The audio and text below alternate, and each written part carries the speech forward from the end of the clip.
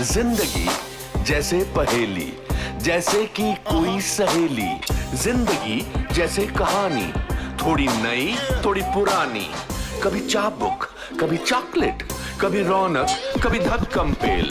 ये भी हो सकता है, वो भी हो सकता है, बट ऑलवेज रिमेंबर, लाइफ में कुछ भी हो सकता है।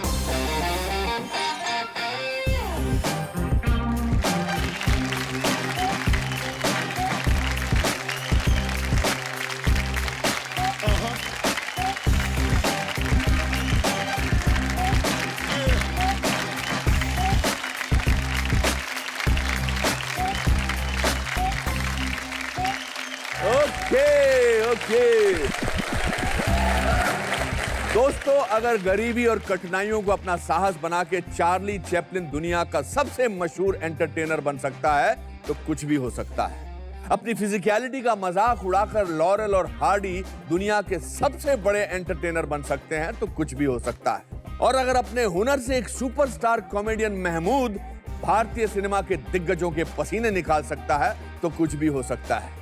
जैसे एक बहती नदी बाधाओं को चीरते हुए अपनी मंजिल ढूंढ लेती है, वैसे एक इंसान का हुनर उसे अपना श्रेय दिला देता है। हंसना और रोना जिंदगी के दो पहलू हैं, जिसमें से रोने के लिए आपको ज्यादा मेहनत नहीं करनी पड़ती, क्योंकि जिंदगी वैसे ही आपको रुलाती रहती है। जरा सोचिए, जिस जिंदगी की शुरुआत ही रोने से हुई हो, उससे क्या उम्मीदें रखें। पैदा होते ही बच्चा रोने लगता है, स्कूल का पहला दिन फिर रोने लगता है, पढ़ाई के नाम पर वैसे ही रोना आता है, और परीक्षा की तो बात ही छोड़ दो। भगवान ने इंसान को सबसे समझदार तो बनाया ही है, लेकिन बहुत ही कमजोर भी बनाया है। हम इकलौती ऐसी स्पीसीज हैं जो अपने जीवन में सहारा ढूंढती हैं, और इसलिए हमने अपनी रोती हुई जिंदगी में एक सहारा ढूंढा है, और वो है हंसी। जब मैं स्कूल में था तो मैं खूब हंसता और दूसरों को हंसाता रहता था। एक दिन मुझसे परेशान होकर मेरे मास्टर जी ने मुझे क्लास में हंसने और बाकी बच्चों को हंसाने के लिए सजा दी, और कहा कि जोकर बनने का इतना शौक है ना तो सर्कस में दाखिला ले लो। इस बात से मैं बहुत निराश हुआ। जब मैं घर पहुंचा तो मैंने अपने दादाजी को पूरा किस्सा सुनाया और बोला कि मैं अब कभी नहीं हंसूंगा। वो बड़े गंभीर हो गए और बोले, बेटा अनुपम, मैं तुम्हें एक राज की बात बताता हूं। इस दुनिया में ऊपर वाला विभिन्न कार्यों के लिए अपने खास बच्चों को संसार में भेजता है। तुम ऊपर वाले के वो खास बच्चे हो जिसका काम लोगों को हंसाना है। अगर तुम ये काम नहीं करोगे तो दुनिया में दुख बढ़ जाएगा, और उसके लिए जिम्मेदार तुम होंगे। मेरे लिए ये बात जीवन की सच्चाई बन गई, और मैंने कसम खा ली कि मैं लोगों को हंसाऊंगा, फिर चाहे मुझे इसके लिए कितने भी डंडे क्यों ना खाने पड़े। जिसे पूरा परिवार एक साथ देखता है तो वह भारतीय टेलीविजन का number 1 show comedy nights with Kapil. दोस्तों, आज के हमारे guest the king of stand up comedy, Kapil Sharma.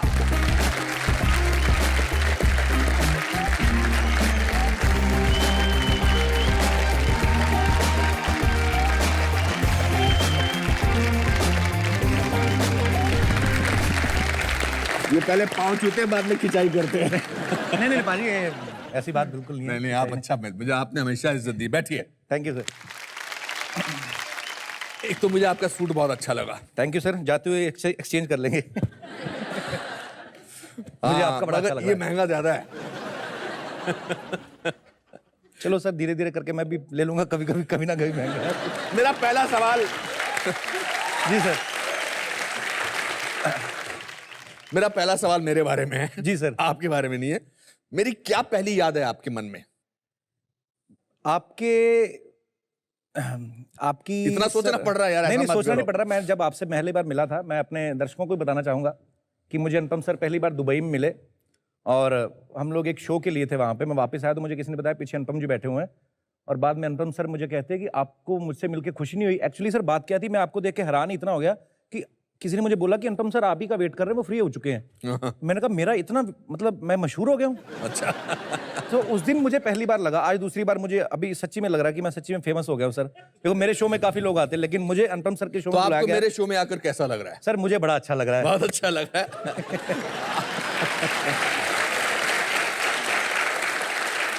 और आपको बहुत बहुत मुबारक किरण मैम। किरण मैम जीत गई है, वो आपकी बहुत बड़ी फैन है पूरे देश की तरह। किरण जी आपकी फैन है। किरण मैम का बड़ा फैन हूँ, हमारे शो में अक्सर आती जाती रहती है। हमारा तो फैमिली रिलेशन हो गया। आपका फैमिली रिलेशन हो गया? जी जी बिल्कुल। चलो अच्छी बात है, ले जाओ साथ में।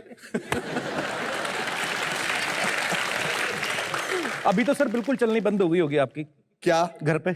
मेरी तो कभी भी नहीं मेरी तो कभी भी नहीं चलती थी। अभी तो सरकारी अब तो पावर वो भी मैं मिल की गई। जगह हम अपने आप को हम बोलती हैं। अच्छा जी। जी जी, बहुत परेशानी हो गई है मुझे। ओहो, एक तो बीवी, ऊपर से मेंबर पार्लियामेंट। Member parliament.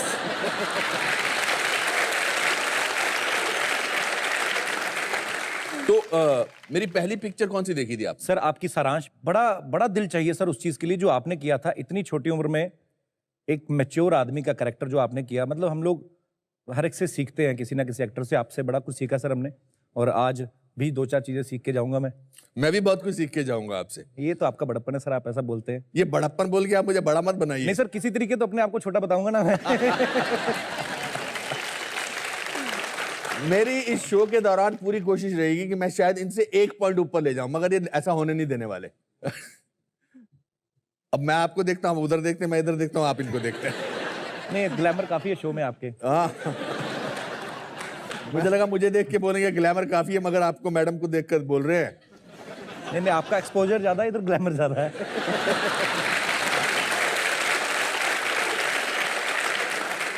आपके बारे में पूरे जो हिंदुस्तान के लोग हैं और बाहर के भी लोग जानना चाहते होंगे कि मैं खुद जी। आपको इसलिए शो में चाहता था क्योंकि मैं खुद क्यूरियस था कि आपने शुरुआत, आपके बैकग्राउंड के बारे में ज्यादा लोगों को पता नहीं है। जी।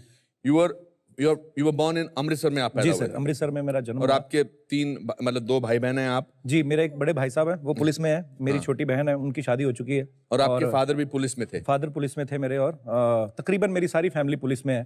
सारे के सारे ऑफिसर हैं, कोई कुछ है, मतलब सब पढ़े लिखे लोग। और मैं एक बीच में खराब पीस निकल आया तो मैं इस तरफ आ गया। इसीलिए आपने जो पहला कॉमेडी का शो किया उसमें आप पुलिस वाले बनते थे, और या कोइंसिडेंस था? नहीं सर, क्या होता है कि आपकी अपब्रिंगिंग जैसे हुई है जिस माहौल में, तो आप वो चीजें मन में कहीं ना कहीं जहन में रहती हैं। तो मैं पुलिस क्वार्टर में पैदा हुआ, पला बड़ा वहीं पे पैदा ही हुआ। इतनी पुलिस थी, मैं तभी घबरा गया कि मैंने ऐसा क्या कर दिया, इतनी पुलिस आई हुई है।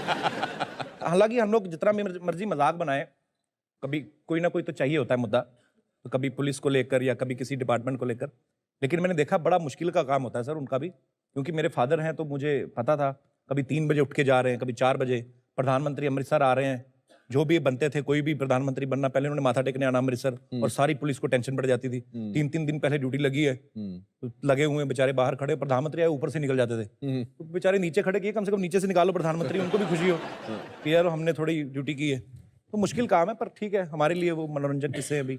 आपके फादर पुलिस में किस रैंक पर थे? सर मेरे फादर थे हेड कांस्टेबल थे पंजाब अच्छा। पुलिस में। क्या नाम था और उनका नाम था श्री जितेंद्र कुमार। हाँ। और पर वो मुझे हमेशा बूस्ट बहुत करते थे, हमेशा मुझे इनकरेज करते थे। तो जब कभी छोटी सी कोई अचीवमेंट लेनी तो पापा जाके अपने ऑफिसर्स को बताते थे कि मेरे बेटे ने ये किया है, वो किया है। तो हमेशा मुझे फैमिली की तरफ से काफ़ी सपोर्ट रहा है।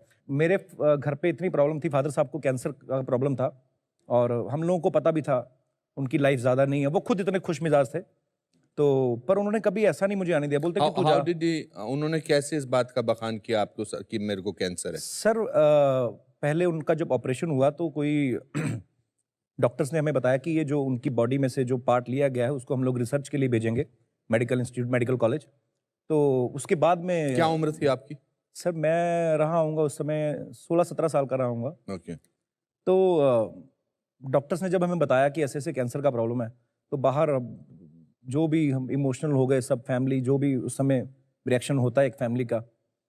सो अंदर गया तो मैं फिर डैडी के सामने एक्टिंग करूं, जैसे फिल्मों में देखा था कि पेशेंट को नहीं बताना। तो मैं अंदर जाके डैडी के सामने खुशी रहा हूँ। डैडी कहते क्या हुआ? कैंसर निकला है। तो मैं हैरान, मैंने कहा इनको क्या जवाब दूं मैं? कहते हाँ मुझे पता है, इट्स ओके, कोई नहीं। तो ऐसे थे। और जो जब उनका ऑपरेशन किया जाता है, जब मेडिकल स्टूडेंट्स जो होते हैं तो वो उसकी पूरी फिल्म बनाते हैं एक। मुझे जाते हुए वो पूरी टीम बोल के गई, बोलते यार तुम्हारे पापा जैसा इंसान मैंने देखा नहीं लाइफ में। बोलते मतलब हमें लग नहीं रहा था कि हम लोग एक कैंसर पेशेंट से बात कर रहे हैं जो फाइनल स्टेज में है। सो इतना हंसा रहे हैं हम लोगों को, ये वो। मेरे फादर ऐसे थे, पुलिस में थे जरूर, पर वो थोड़े आर्टिस्ट थे अंदर से। आप फिर दिल्ली में ले गए थे उन्हें जी इलाज कराने के लिए? जी। आपकी फाइनेंशियल सिचुएशन बहुत अच्छी नहीं थी? फाइनेंशियल ऐसा नहीं था सिचुएशन सर, बिकॉज एक सरकारी कर्मचारी को आपको भी पता कितना, एक पुलिस क्वार्टर में हम लोग रहते थे, तो एक टाइम पे तो ये आ गया था कि ना उनसे पेन सहारा जा रहा था और ना हमसे कुछ हो रहा था। सो एक टाइम होता है कि जब आदमी ये कहता है, गिव अप कर देता है कि नहीं यार, मतलब मैं अपने फादर को ऐसे देख नहीं सकता था कभी भी। पर ये उन्हीं की ब्लेसिंग्स हैं कि उनके जाने के बाद मैं करता कराता यहाँ पे पहुँचा बॉम्बे, और यही इसी स्टूडियो में सर मेरा लाफ्टर चैलेंज मैंने विन किया था पहली बार, तो मुझे 10 लाख रुपए का चेक मिला। तो हमारी इसीलिए हमारी एक लाइफ में कि अगर ये हो सकता है तो लाइफ में कुछ भी हो सकता है। कुछ भी हो सकता है। तो सही बात है, कुछ भी हो सकता है। और मेरा बिलीव हमेशा रहा है भगवान में, कुदरत में, कि आप अगर किसी चीज को चाहते हो मिल तो जाती है। कब मिलती है, थोड़ा लेट मिलती है, पहले मिलती है, बात की बात है। तो रात को मुझे मिला 10 लाख का चेक, उसमें से उन्होंने 3,90,000 काट लिया था। टीडीएस। टीडीएस? हाँ, टीडीएस के इनकम टैक्स सब काट लिया। मैंने कहा जब था नहीं तब तो काटते नहीं थे, अब अपनी मेहनत पे लिया तो अब क्यों काट रहे हो? तो मैंने रात को फोन किया 1:30 बजे, तब 1:30 बजे लाफ्टर चैलेंज का फिनाले खत्म हुआ। तो मैंने मेरी बहन को फोन किया, तब तक उसकी एंगेजमेंट हो चुकी थी। तो मैंने उसको फोन किया, मैंने कहा 10 लाख रुपया मिला। तो वो भी नींद में कह रही यार फोन रख, दिमाग ना खराब कर पहले तो मैंने कहा यार सच्ची में मिला है। फिर सुबह जब पेपर में आ गया तो मेरे घर पे पहुंच गए वो सब न्यूज़पेपर वाले, मम्मी की फोटो लगी सुबह, ट्रॉफियां लेके नाच रहे हैं। तो उसके बाद जो है थोड़ा पटरी पे आए हम लोग। उसके बाद मैंने वो जो प्राइज मनी मिली मुझे टीडीएस काट के, जो 7 लाख रुपए हाथ में आया, तो मैंने जितनी सेविंग थी मेरी बहन की शादी में की तो लगाई वहां पे। तो वैसी शादी हमारे खानदान में कभी नहीं कोई हुई थी। तो उस चीज की बड़ी खुशी है। तो शांति होती है कहीं ना कहीं। बाकी डिजायर्स तो आदमी की कभी खत्म नहीं होती। मैं तो ये कहता हूँ यार, मेरे पिता आज भी होते तो उनको बड़ा शौक था पैग वैग मारने का। तो मुझे होता था कि आज मेरे फादर होते तो मैं दुनिया भर की स्कॉच उनके सामने रखता। पर भगवान मेरे ख्याल से सबको सब कुछ नहीं देता है शायद, इसीलिए कि आदमी अपने आप को ना भगवान समझने लग जाए। आपकी मदर का क्या रिएक्शन था? मम्मी, सर मेरी मम्मी ऐसी हैं, ऐसी लेडी हैं कि अगर मैं कहूँ ना कि मेरा सेंस ऑफ ह्यूमर जितना भी है तो वो मेरी माँ की ही देन है। अच्छा। मेरे मम्मी और पापा दोनों ही, वो घर पे लड़ाई बड़ी करते थे हमेशा ही, लड़ाई in the sense funny way में, तो कुछ ना कुछ चलते रहता था उनका। सो मेरी माँ ऐसी हैं कि उन्होंने वो दिन भी देखे हैं जब हमारे पास किराए का घर था, और फिर जब मेरा काम निकल पड़ा उसके बाद अपना घर बनाया मैंने। मेरी मम्मी की मैंने एक चीज़ देखी है और वो मैं उनसे सीखता भी हूँ ये चीज़ें। वो जिस भी हाल में रही हैं खुश रही हैं। अभी भी आप देख लो, अभी भी चले जाओगे ना आप, तो वो ये नहीं कभी फील करती हैं कि मैं कपिल की मम्मी हूँ तो मेरे को बार्गेनिंग नहीं करनी है। मैंने अभी हाल की मम्मी को कहा, मैंने जब मैं अमृतसर जाता रहा हूँ तो मैंने कहा मम्मी अभी बार्गेनिंग नहीं करना, मेरे साथ जाना है। तो मैंने गाड़ी ली थी वहाँ पे पहली, तो मैं बिठा के मम्मी को ले गया। मैं कहा मम्मी सेब खाती हो रोज? और क्या अपनी माँ को बोल दे आदमी, नहीं सेब आ कहाँ रहे मार्केट में। हालांकि क्योंकि उन दिनों 200 रुपए किलो हो गए थे सेब। तो वो कहती आ ही नहीं रहे मार्केट में। मैं कहा चलो मैं तेरे को ढूंढ के देता हूँ। तो मैं बिठा के मम्मी को ले गया, सेब ही सेब लगे हुए। अब चले गए दुकानदार के पास, तो मैंने कहा 5 किलो सेब दे दो ऐसे, और सारा फ्रूट जो भी पैक कराया। मैं थोड़ा सा इधर गया तो मम्मी मेरी पैसे थोड़ा कम करना उसको। मैं कहा मम्मी कम नहीं करने। तो मैं देख लिया मम्मी को ऐसे घूरा तो मम्मी हट गई। इतनी देर में सर चूहा निकला पीछे से, बड़ा मोटा सा। तो मैंने ऐसे ही आदत जो अपनी, मैंने कहा यार चूहे बड़े तुम्हारे मोटे, फ्रूट खाते होंगे तुम्हारी रेडी से। मम्मी कहती हाँ ये खाने देगा जो 5 रुपए नहीं कम कर रहा। तो वो नेचुरल होता है अंदर। तो वो चीजें बड़ी, वो भोलेपन में जो बात कह जाती हैं, बड़े किस्से ऐसे होते हैं। कभी बॉम्बे आएंगी तो मैं आपको मिलवाऊंगा उनसे, जरूर मिलना चाहूंगा। मैंने आपकी बातों में भी और आपके शोज में भी देखा कि जो कॉमेडियन पहले अपना मजाक उड़ाता है जी, वो हमेशा कामयाब होता है। जी। तो आपने अपना मजाक उड़ाना कब से शुरू किया था? अपना मजाक इन द सेंस कि हम कोई भी बात करते हैं शुरू में तो हम लोग हमेशा अपने से शुरू करते हैं कि ये कुछ लोग होते हैं बड़े इंटेलिजेंट होते हैं और कुछ लोग मेरे जैसे होते हैं। तो हमेशा मैं अपने ऊपर जरूर लेता हूँ। पर सही बात है कि जब जो पहले अपना मजाक नहीं उड़ाएगा वो दूसरे का क्या उड़ाएगा। सो दूसरे थोड़ा उसको गुस्सा भी कर जाते हैं कभी कभी उस चीज का। पर मेरे साथ ऐसा नहीं है, टचवुड। लोग प्यार करते हैं मुझे। एम आई राइट? अरे बहुत प्यार करते हैं आपको, बहुत ज्यादा प्यार करते हैं। Thank you so much. मैं फिल्म में बहुत कॉमिक रोल्स किए हैं जी, और आपके साथ ऐसा बहुत होगा बिकॉज आपका तो शो इतना कामयाब है। जी। आपको जब भी लोग मिलते हैं आपको बोलते हैं कि हंसाओ? होता है सर कभी कभी ऐसा।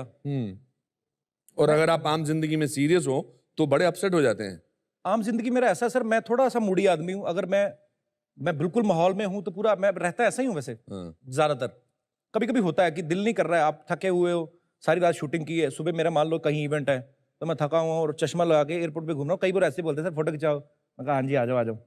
तो सब प्यार करते लोग, तो आप मना भी नहीं कर सकते हो किसी को।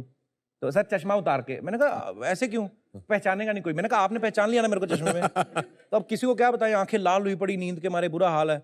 तो वहां पे भी शुरू हो जाते लोग। पर ठीक है, मजा करता हूँ सर, उस चीज को भी एंजॉय करता हूँ मैं। हाउ इज कपिल शर्मा अपनी जाती जिंदगी में कैसे हैं? जाती जिंदगी में सर कोई ज्यादा महान आदमी नहीं हूं मैं, पर ठीक है, मैं खुश रहने की कोशिश करता हूँ और मुझे अपने काम में मजा आता है। पहले जब ये शो शुरू किया था हमने तो इतना एक्सपेक्ट नहीं किया था, तो पर जब लोगों का प्यार मिला, अब मुझे सर क्या होता है कि मेरा बॉम्बे में घर है, गाड़ी है, अमृतसर में घर ले लिया, ज़रूरतें पूरी हो गई बेसिक, लेकिन अब क्या है कि आप फ्री नहीं बैठ सकते हो, अब आपके ऊपर एक रिस्पॉन्सिबिलिटी होती है। सो मैं अब जिम्मेदारी समझ के काम करता हूँ, और जब जिम्मेदारी के पैसे भी मिलते हो तो और मज़ा आता है। तो कभी कभी इस बात की घबराहट होती है कि किसी दिन हो सकता है कि आपके जोक्स पर ना लोग हंसे। होता है सर, हर हफ्ते होता है, मतलब मुझे हर हफ्ते एक चैलेंज ही लगता है ये कि प्रेशर रहता है एक दिमाग में कि अरे यार मैं रहता है जैसे सर, बिल्कुल। अभी जैसे आप यहाँ पर इंटरव्यू में बात कर रहे हैं, अगर हम सीरियस बात करें बहुत देर जी। तक और लोग ना हंसे तो आपको लगता है कि अरे अभी तो बहुत देर तक हाँ, हंसे ऐसा नहीं ही है। होता है, क्योंकि अच्छा। लोगों के मन में धारणा बन जाती है। मैं अगर सीरियस बात करूं तो लोग कहेंगे ये क्या कर रहा है, हाँ। तो मेरे ऊपर प्रेशर रहता है सर, बिल्कुल रहता है। अब मेरे साथ जैसे मैंने बच्चन साहब के साथ शूट किया, आपके साथ बैठा हूँ, पहले पहले मैं घबरा जाता हूँ कि यार ये इतने धुरंधर लोग, इतने सीनियर आर्टिस्ट, मैं क्या इनके सामने बात करूंगा। मैंने बच्चन साहब के साथ भी काम किया, तो मैं घबराया हुआ था सर। प्रोमो शूट करने गया पहले दिन, तो बच्चन साहब 10:30 आने वाले थे, वो 10:32 पे आए। तो मेरे कहते माफ कीजिएगा 10:30 का टाइम था, 2 मिनट लेट हो गया। मैं कहा मैं मर गया यार, ये क्या कह रहे हैं। मैं कहा बच्चन साहब ऐसा। तो मैंने एक चीज नोटिस की कि कोई कितना भी बड़ा आदमी हो, उसके अंदर एक शरारती बच्चा जरूर होता है, स्पेशली कलाकार। तो वो डर मेरा थोड़ा सा निकला सर पहले से, नहीं तो मैं घबरा जाता था पहले। कपिल, आपसे बात करके मुझे वाकई बहुत मजा आ रहा, बिकॉज आप बहुत जमीन से जुड़े हुए हैं। Thank you sir. बहुत कम लोग होते हैं, और अभी आपका सक्सेस का दौर चलेगा और भगवान करे बहुत सालों तक चलता रहे। Thank you so much. अपने आप को चेंज मत करना, कभी भी नहीं सर।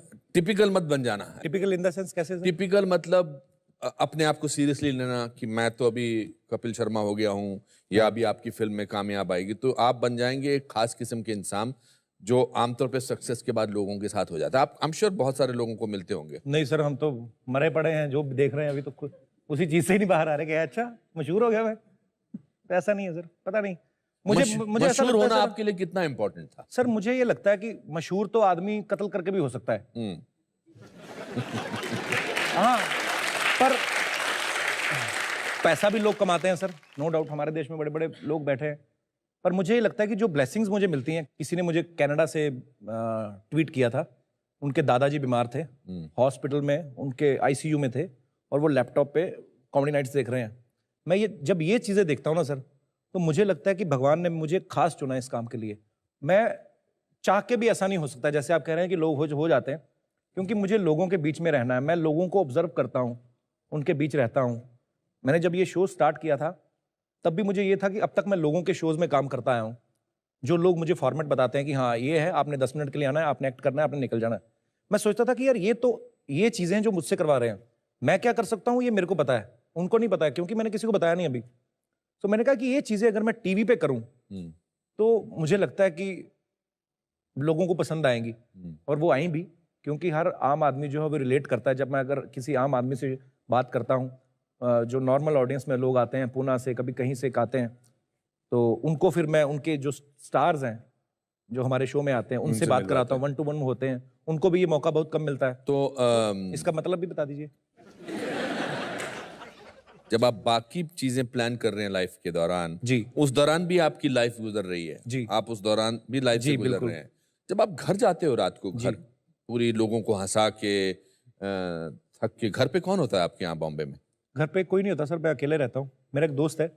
आपको अकेले रहने से डर लगता है, या अकेले रहने से सर मैं अकेलेपन कभी का रहा एहसास? नहीं एक्चुअली अकेला, मेरे साथ हमेशा मंडली रही है, गाना बजाना ये वो। तो मैं जब कभी अकेला होता हूँ तो मुझे ऐसा लगने लगता है पता नहीं सब कहाँ चले गए, ऐसा मैं फील करता हूँ। सो मेरा वो दोस्त था, वो मुझे लेके जाता था, वो गिटारिस्ट है, तो मुझे लेके जाता था अपने साथ ना सिंगर्स के शोज़ में। तो मैं वहाँ पे कोरस भी करता था, और स्टार्टिंग में मेन सिंगर जो बाद में आता है चमकीले कपड़े पहन के, तो वो बाद में आता है। तो पहले हम जाते हैं, 1-2 गाने गाए अपने ये वो, उसके बाद में जोरदार तालें स्वागत किए, द वन एंड ओनली फलाने, फिर वो आते थे मेन, और फिर अपना टाइम लेते थे। तो मैं वो करता था।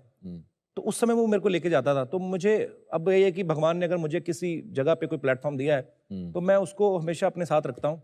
तो मेरे साथ भी कभी बाहर भी जाते हैं हम लोग फॉरेन में, मेरे साथ मेरे घर पे ही रहता है वो। बाकी मैं अकेला कभी कम ही रहा हूँ सर। बाकी सब अच्छा है, ऐसी बात होनी चाहिए, मगर ऐसा कुछ कभी हुआ है कि आपने 8 घंटे बिल्कुल अकेले गुजारे? हाँ, जब मैं सो रहा जहाज हूँ- के अलावा? जब मैं सो रहा होता हूँ नहीं, सोने के अलावा? बहुत ऐसा कम हुआ सर। क्यों? कि मैं कोई ना कोई रहता ही है सर दोस्त। लेकिन मेरे जो पुराने दोस्त हैं जिनके साथ मैंने वो पीरियड देखा है कि जब बस में सफर करने के भी पैसे नहीं, एमएसटी बनवाते थे हम लोग, मंथली सीजनेबल टिकट बनती है ना वो रेलवे स्टेशन पे, वो बनवा के उनमें सफर करते थे। तो मैं उन्हीं दोस्तों के साथ जब जाता हूँ ना, कभी यूएस चले गए तो मैं उसको साथ में लेगा, तो हम अकेले दोनों एक दूसरे को देख के खुश हो रहे हैं बिजनेस क्लास में बैठे, और तीसरे आदमी को पता नहीं है क्यों खुश हो रहे दोनों। वो एक रेफरेंस पॉइंट होना बहुत जरूरी है। मजा आता है ना, क्योंकि जिसके साथ आपने 5 रुपए खर्च किए उसी के साथ 1000 रुपए खर्च करने का मजा है। Correct. अब जो मिलते हैं दूसरे दोस्त बने हैं वो पहले से करोड़पति लोग हैं, तो उनके लिए आप उनको किस तरीके से इंप्रेस करोगे? अपने दोस्त को तो मैं ये दिखा दूंगा, ये देख। कपिल, इस दौरान आपको कभी कुछ मोहब्बत ढूंढने की फीलिंग नहीं हुई कि कोई मोहब्बत मिल जाए या किसी लड़की से मोहब्बत हो जाए या कुछ? मोहब्बत सर पता है, इतनी मिल रही है ना, मैं बता ही नहीं सकता। मतलब मुझे ये लगता है सर, ये लोग मुझे ऐसे प्यार करते हैं कि इनको विश्वास है कि ये बंदा फैमिली, जैसे आपने कहा कि फैमिली शो लोग फैमिली के साथ बैठ के देखते हैं, एक भरोसा बन गया लोगों का कि ये बंदा गलत बात नहीं क्यों करेगा, ये कोई बिलो द बेल्ट बात नहीं कहेगा। ठीक है, बाकी वो भी जो सेपरेट वाला प्यार है वो भी आप, तो शादी वादी का कोई जरूरी अभी है। इरादा नहीं है? सर मेरी माँ तो बहुत कहती है हमेशा ही मुझे, हाँ। और मुझे ये लगता है कि यार मैं अभी अभी थोड़ा आया हूँ पटरी पे, थोड़ा एंजॉय तो करूँ कम से कम। अभी तो मेरे को ना पूछे कोई भी रात को 2 बजे कहाँ हो तुम, हाँ। थोड़ा अभी मतलब समझ रहे हैं आप, कर लेंगे सर शादी, फिर ऐसा मुंह बना के मत बोलो यार। कर लेंगे सर, शादी कर लेंगे, जरूरी भी है। आपकी जो कॉमेडी है वो बहुत एक्सटेम्पोर है जी हालांकि आप कुछ गैग्स आई एम श्योर जी, तैयार जी। करते जी, होंगे, जी, मगर बहुत ज्यादा है ऑन द स्पॉट थिंकिंग, जी on the spot mind is working. जी अब आप फिल्में मैंने सुना करने वाले हैं या फिल्म करने वाले हैं, फिल्म में आपको डायलॉग्स नॉर्मल दिए जाएंगे, जी तो मैं एक डायलॉग देता हूं आपको जी जो कॉमेडी का डायलॉग नहीं है, ओके मगर हम कोशिश करते हैं कि इसको हम एक्टिंग में कैसे करते हैं। ओके, सिंपल है, सीरियस करना मेरे को? डायलॉग सुन लीजिए फिर आपको ओके, जिस ओके, हिसाब से ठीक करिए। है। डायलॉग है, आपसे प्यार करना तो रिश्ते की मजबूरी है, अच्छा पर काश मैं आपकी इज्जत भी कर सकता। बाप बेटे का सीन है। अच्छा, मैं एक्टिंग का स्कूल वगैरह चलाता हूं तो मुझे इस इन्हीं तरह चीजों की, से डर लगता है सर आपसे, और क्या। सर कोई डरने की बात नहीं है। ऐसी सिचुएशन में फंसाएंगे बंदे को लाके, बेटा आप तू ही है, मैं ही हूँ। नहीं नहीं नहीं नहीं, ऐसा मेरा बिल्कुल भी नहीं है। We are doing it for fun. नहीं नहीं, जी वी आर डूइंग, आपसे मैंने कहा था दुबई में जी कि आप मेरे पास आना स्कूल में जी और हम ऐसी कुछ बात करेंगे जी। अब इससे अच्छा मौका क्या हो सकता मुझे क्या है पता था कि इतने सारे लोगों के बाहर सामने सिखाना शुरू कर देंगे। आपसे प्यार करना रिश्ते की मजबूरी है, पर काश मैं आपकी इज्जत भी कर सकता। तो इसको मैंने कॉमिक करना है? नहीं, जैसा पहला जज्बात आपके मन में आता है, अच्छा जो ख्याल आपके मन में डायलॉग सुनकर ओके, आता है। आपका नाम रोहित है, ओके, मेरा नाम केदारनाथ है। केदारनाथ। मतलब आप मेरे को पापा ही बोलिए, तो बट पर अब अगर वो इज्जत नहीं करता बाप की तो फिर नाम लेके बोलेगा केदारनाथ। ठीक है, पर बाप बेटा है जी, यू नो केदार। अच्छा।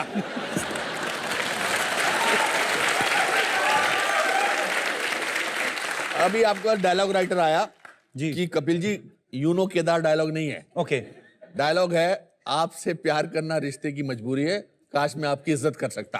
सर डायलॉग सही बोलिए जी, टेक 2। बच्चन साहब मेरे अंदर आ जाते हैं। सर मैं मतलब सीरियसली आप मुझे सीरियस करने के बोल रहे हो? हाँ हाँ, अच्छा मैं खड़ा हो जाता हूँ, चलो ओके। चल। डैड, डैड डायलॉग में नहीं है सर, टेक 3।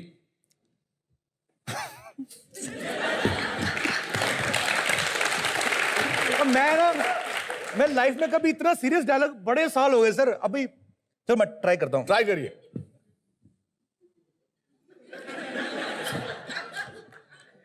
मुझे तो बाप बनने में टाइम लग रहा है। आपसे प्यार करना रिश्ते की मजबूरी है, काश मैं आपकी इज्जत भी कर सकता। काश मैं आपकी इज्जत भी कर सकता। वन सेकेंड, ये तो अभी मैं टीचर पे आ गया हूं। Action, take 5। आपसे प्यार करना रिश्ते की मजबूरी है, काश मैं आपकी इज्जत भी कर सकता जैसे मम्मी करती। अभी मैं उस मोड में नहीं है सर, सॉरी। आपको अपने अंदर कोई खामी नजर आती है, और अगर कोई है तो किस खामी को आप ठीक करना चाहते हैं? खामी सर मेरे में ऐसी है, मैं विश्वास बड़ी जल्दी कर लेता हूँ किसी पे भी, अच्छा। और मुझे ये लगता है कि ये अच्छी चीज भी है। आप एकदम से किसी के हो जाते हो तो फिर बहुत कम चांसेस होते हैं कि वो आपको चीट करे। लेकिन कई बार हो भी जाता है सर ऐसे। सो मैं इमोशनल बहुत ज़्यादा हो जाता हूँ कई बार, उस चक्कर में मैं कई ऐसे डिसीजन ले जाता हूँ कि जो मुझे मेरे लिए सही नहीं है।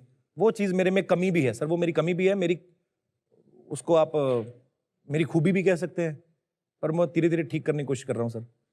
इसका इंजेक्शन भी नहीं आता कोई कि बंदा लगा के ठीक हो जाए। आपका दूसरा पैशन सिंगिंग है। जी सर। अब मैंने आपका वो बैक स्टेज पे उस दिन गाने सुने थे, आप बहुत अच्छा गाते हैं। Thank you. अपनी रूह को जो छूता हुआ आपका एक कोई गाना आप हमें सुना सकते हैं, या सर कोई भी ऐसे- सुना सकते हैं। रूह को बोल के मैंने ऐसे- अभी डरा दिया हाँ, आपको। वो मैं मेरे को लगा कि कौन, मेरे को भूत नजर आने लगी तो वैसे बहुत सारे गाने हैं, पर मैं एक मेरे अभी मैंने गजल जो मैंने पहली गाई थी, मेरे कॉलेज में एक टीचर थे मेरे, अब वो इस दुनिया में नहीं रहे, बड़ी कम उम्र में उनका देहांत हो गया। ये उनको ही डेडिकेट करना चाहूंगा, वो इस दुनिया में नहीं है। क्या नाम लेकिन था उनका? उनका नाम अश्विनी कुमार अच्छा। था और वो बड़ी छोटी उम्र में चले गए। वो he was just 38 I think. My God. तो अब मुझे दुख होता है कि दुख वही चीजें सर कि हम जिनको बहुत प्यार करते हैं, जिनसे कुछ सीखा है, तो वो जब नहीं रहते हैं, अब जब हम कुछ कर सकते हैं किसी के लिए, पर ठीक है, मुझे लगता है कि शायद मैंने ये लिखा हमेशा था नोट उनके किया लिए। कपिल, आप एक इमोशन तक पहुंचते हैं और जैसे ही लगता है कि आपको इस बात से आप आंख में आपके आंसू आ सकते हैं, आप उसको इमीडिएटली अवॉइड कर देते मुझे ये लगता है सर कि सारी दुनिया में, नानक साहब ने एक बात कही ना, नानक दुखिया सब संसार। लास्ट एक game है। टाइम आप कब रोए थे? मैं सर बहुत ज्यादा रोता हूँ, मैं ऐसा ही अजीब सा ही हूँ मैं, कभी कभी मुझे मैं आपको बताऊं, मैं अपने फादर साहब की डेड बॉडी जब लेके आ रहा था दिल्ली से, तो दिल्ली से अमृतसर तक मैं अकेला ही था, वो जो गाड़ी में लेके जाते हैं, तो मेरे ताऊ जी थे साथ में। तो हम लोग पूरा सफर कुछ नहीं रोए, नहीं हम कुछ नहीं, ये वो जब सब कुछ हो गया, मेरे फादर को वो सलामी देते ना डिपार्टमेंट की तरफ से, तो गोलियां वोलियां चलाते हैं, तो वो जब चलाई तो मेरे को उस समय मेरे को बड़ा फील हुआ, उस समय मैं इमोशनल हो गया। मैं बहुत बार हो जाता हूँ ऐसे, कभी कभी कभी होता है कि कभी मैं कहीं बाहर जा रहा हूँ, जब फ्लाइट में बैठता हूँ ना, तो मेरे को एक तो डर लग रहा होता है, मैं कहीं न्यूज़ पढ़ता हूँ कि फ्लाइट कुछ ऐसा हो गया, ये हो गया, सबसे पहले तो मैं देखता हूँ इधर कि ठीक उड़ रहा है। फिर जब कहीं आकाश में दूर ऊपर होते हैं, फोन नहीं बज रहा है, कुछ साइलेंट है, सब सो रहे हैं, तो कहीं ना कहीं दिमाग में कुछ ना कुछ आ जाए। अपने डैड को कभी कभी मिस करता हूँ, या उन लोगों को जो अब इस दुनिया में नहीं है, बहुत सारे लोग हैं। सो हो जाता है मन ऐसा, पर ज़्यादातर मैं कोशिश करता हूँ सर कि हंसी मजाक में निकले तो अच्छा है। मैं जैसे आप बोल रहे थे ना कि मैं वो इमोशनल होकर छोड़ जाता हूँ चीज़ें बीच में, तो मैं फिर इसलिए भी मिस करता हूँ। आदमी कहीं ना कहीं सेल्फिश होता है, मुझे लगता है कि वो अगर होते तो मैं उनसे और सीख पाता कुछ। तो म्यूजिक मेरा प्यार है सर आप पहला। बहुत सारे सिंगर्स के काइंड ऑफ तरीके से भी गा सकते हैं, जी सर, वो वैसे ही पंगे लेता रहता हूँ। तो बताइए कुछ लोगों के। मुझे सर थोड़ा कुत्ती सोचने की आदत है कि अगर कौन सी सोच? कुत्ती सोच होती ना, कुत्ती सोच। जैसे पंजाब में बोलते हैं कि मैं सोचता हूँ कि यार ये सिंगर है, इनका एक इमेज बनी हुई कि ये ऐसे गाने गाते हैं, हाँ। अगर ये बिल्कुल उल्ट गाएं, जैसे हरिहरन साहब है, हाँ। तो वो थोड़े ऐसे हैं गर्म स्वभाव वाले कि यहाँ कोई अगर गा रहे हैं तो कोई बीच में ना बोले। आपने कोल्ड ड्रिंक्स की क्रेट्स उठाई हैं, जी आप पीसीओ में काम करते थे, जी आपने इस तरह के बहुत सारे काम किए हैं, और जी। क्या क्या किया है जो इस तरह के जोड़ा जा सकता है? सर मैं ना जब मैट्रिक के एग्जाम दिए ना, तो उसके बाद 2-3 महीने का ब्रेक रहता है नया सेशन शुरू होने में। तो हमारे अमृतसर में कपड़े की प्रिंटिंग का काम बड़ा रहता है। आज उनको पता चल जाएगा, मैं उनकी मिल में भी काम करता था। हाँ। ये मैंने कभी किसी को बताया नहीं। मैं तो बच्चा था 14-15 साल का, तो मुझे ये था कि यार उसमें काम करने का 70-80 रुपये दिहाड़ी मिलती थी उसकी। वो भी मैंने 2-2.5 महीने बीच में फ्री टाइम में किया। तो वो पैसे मैं इसलिए नहीं कि घर पे चाहिए या देने उनको, वैसा नहीं, पर मैंने फिर उसके लिए अपना एक म्यूजिक सिस्टम लिया। 3,000 रुपये का आया था वो। मैं गाने सुनने का बड़ा शौक था। टीवी बड़ी लेट आया ना हमारे घर में, तो उन चीज़ों में हम लोग, आप यकीन नहीं करेंगे सर, मैं कॉमेडी कर रहा हूँ और मुझे चार्ली चैपलिन साहब बोल के भी फिल्में की हैं, ये मुझे अभी 1 हफ्ता पहले पता चला। क्या बात कर रहे हैं? हाँ सच्ची में, मैंने उनकी फिल्म देखी द ग्रेट डिक्टेटर। हाँ, मेरी फेवरेट फिल्म है। हाँ। मैंने 21 बार देखी है फिल्म। मेरे को एक ही बार में समझ आ गई थी। अच्छा।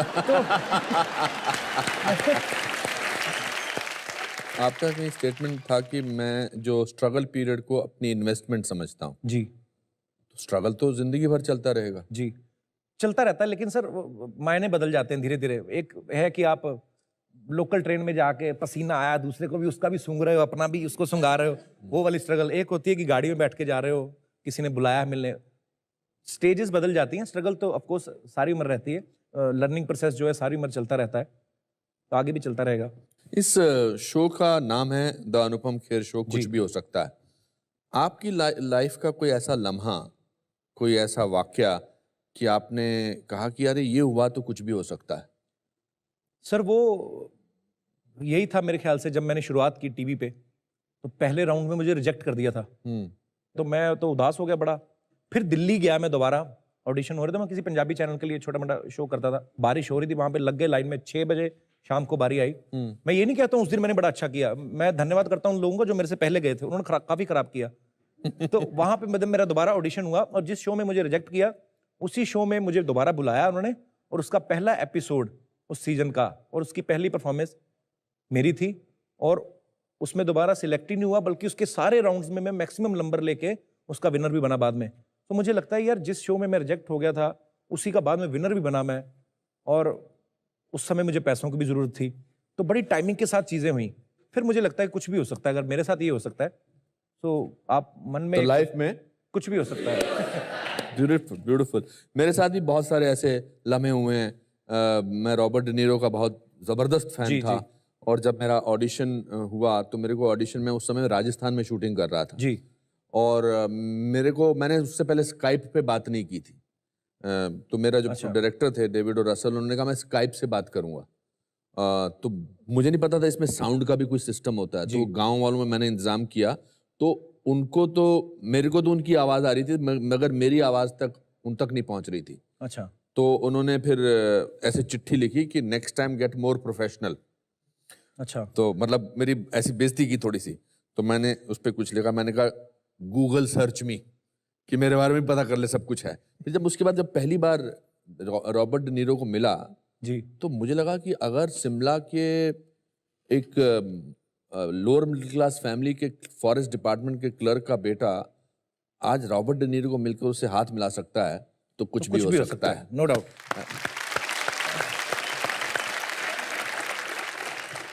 एक ऐसा मोमेंट जो हम अपनी ऑडियंस को भी इस शो में देते हैं, लेकिन ये इन्हें पता नहीं है, तो मैं जरा सरप्राइज दे दूं।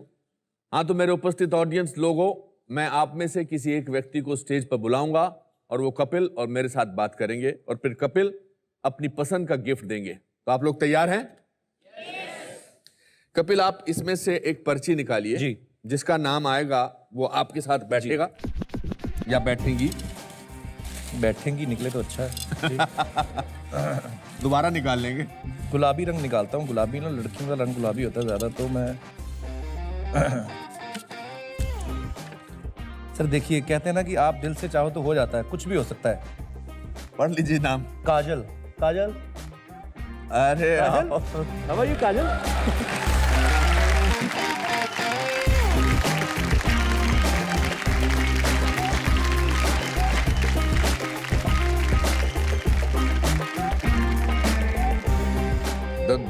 How are you, काजल? मेहंदी लगाई हुई है। लेडीज संगीत से आई। काजल बैठ जाओ। काजल का सांस ऊपर नीचे हो गया है, ऐसा हो गया। ये माइक पकड़ लो। अच्छे लग रहे हैं आप दोनों। मैं सर घुल मिल जाता हूँ हर किसी के साथ, मैं सूट कर जाता हूँ।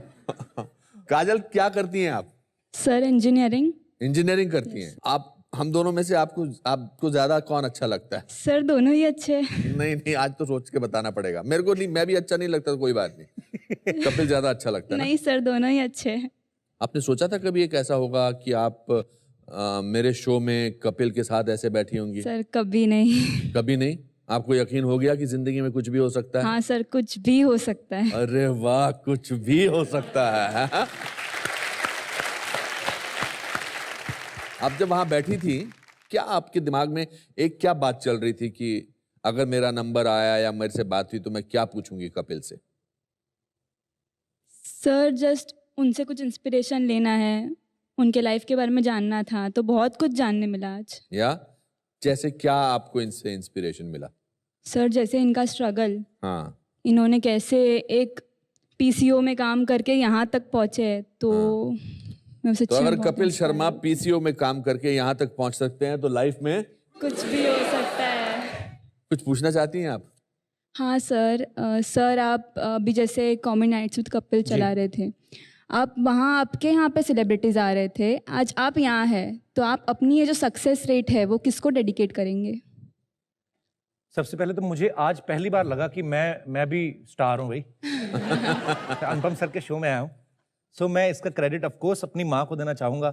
एक एक्सपेक्टेशंस होती हैं माँ बाप को बच्चों से, और लेकिन जब घर के हालात ऐसे हों, एक टाइम पे आपको ये लगता है कि नहीं, वो बाकी सब शौक बाद में, लेकिन फिलहाल रोजी रोटी ज़रूरी है। सो उन्होंने उस समय भी मुझे तंग नहीं किया। सो उन्होंने उल्टा मुझे हौसला दिया कि तुम आगे बढ़ो। मुंबई में भी जब आया मैं, तो मेरी माँ बड़ी भोली है सर। तो आपकी माँ का नाम क्या है? उनका नाम है श्रीमती जनक रानी। ओके। मेरे को पता नहीं था कि स्ट्रगल होती कहाँ पे। मैंने मिथुन दा की फिल्म देखी, डिस्को डांसर, तो उसमें मिथुन दा ऐसे करके ना जा रहे होते हैं, तो उनको कोई डायरेक्टर देख लेता, मुझे लगता कि हमें भी ऐसे देंगे, तो रोज नहा दोगे ना जुहू बीच पे चले जाना। तो करते करते बच्चन साहब का घर पता चला, वहां पे चले गए। मम्मी को फोन किया, बच्चन साहब, मम्मी बच्चन साहब के घर के बाहर खड़े हैं। मम्मी कहती है अच्छा अच्छा, क्या कहते बच्चन साहब? मैं क्या कहते क्या मतलब, वो बाहर थोड़ी ना खड़े हैं, ऐसे बाहर खड़ा उनके घर के। अच्छा कोई नहीं बेटा, कोई नहीं, तुम सच्चे दिल से काम करो, किस दिन मिलेंगे तुम्हें। वो बात सच भी हुई सर। वो चाहे भोलेपन में कही गई बातें हैं। सो मुझे ये लगता है कि आप अपने लिए क्लियर हो, अगर अंदर से आप सच्चे दिल से कोई काम करते हो, माँ तो माँ ही होती, बच्चा चाहे जितना बुरा हो उसके लिए कभी भी बुरा नहीं सोचेगी। ये जाहिर हो जाता है कि मुझे बहुत अच्छा लग रहा है, मगर फिलहाल तो आप बताइए, आपको इनके साथ बैठ के कैसा अच्छा लग रहा है? बिकॉज बैठी तो आप इनके साथ हैं। अनबिलीवेबल, अनबिलीवेबल लग रहा अभी है। भी ऐसा लग रहा है कि I am in a dream. You are in a dream.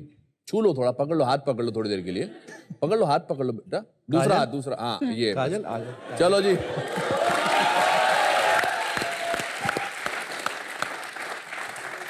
अब कपिल की जो पसंदीदा चीजें हैं वो मैं आपको गिफ्ट के रूप में देना चाहता हूं।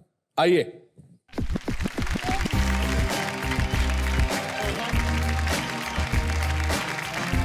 Thank you Kajal, it's for you.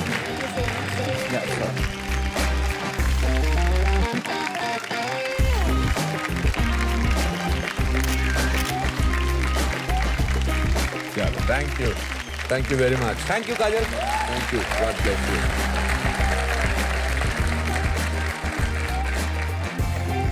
Thank you Kapil, thank you so much. दोस्तों, मुझे यकीन है कि आज का एपिसोड आपको पसंद आया होगा। कपिल की हंसती हंसाती बातों में गहरी विचारधारा है, यह हमें आज पता चला। उनकी जिंदगी में आज झांक कर आशा है कि आपको प्रेरणा मिली होगी। इसी के साथ हमारा शो समाप्त होता है। हंसते रहिए, खुश रहिए और याद रखिए कि हालात कैसे भी हो, हार मत मानना। अपने सपनों को हमेशा कायम रखिए, क्योंकि लाइफ में कुछ भी हो सकता है। नमस्कार।